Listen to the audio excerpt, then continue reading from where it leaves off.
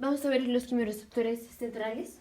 Los quimioreceptores centrales van a estar en el sistema nervioso central y vamos a tener los quimioreceptores, a diferencia de los receptores periféricos, estos no responden a la disminución de la presión de oxígeno molecular. Los quimioreceptores no responden a la presión de oxígeno molecular. Los quimioreceptores solo responden a los cambios agudos que se van a dar, cambios agudos en el dióxido de carbono, en la presión de dióxido de carbono, y van a responder a las hidrogeniones, pero las hidrogeniones que vienen del dióxido de carbono. O sea, indirectamente están respondiendo a las hidrogeniones porque responden al dióxido de carbono. Esto es, si hay un aumento de la presión de dióxido de carbono, o sea, si tenemos más dióxido de carbono, el dióxido de carbono se une con el agua formando el ácido carbónico, y el ácido carbónico se disocia en hidrogeniones y en bicarbonato. Entonces, si hay un aumento del dióxido de carbono, finalmente vamos a tener un aumento de las hidrogeniones. Y es a esto a lo que están respondiendo los quimioreceptores centrales.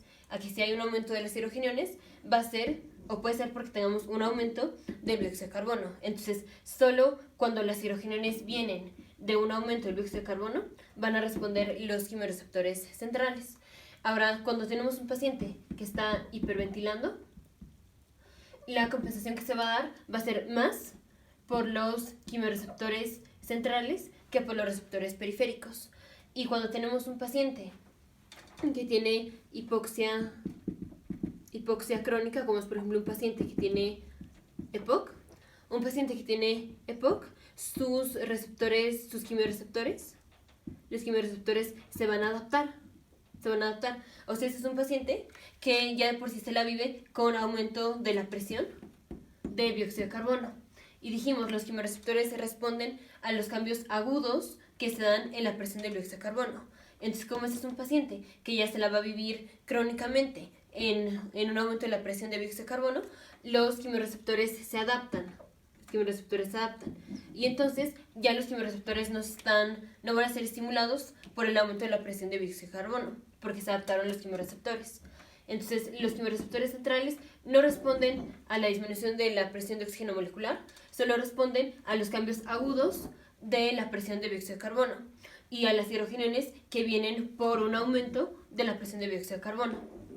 Solo cuando el aumento de las hidrogeniones se da por eso.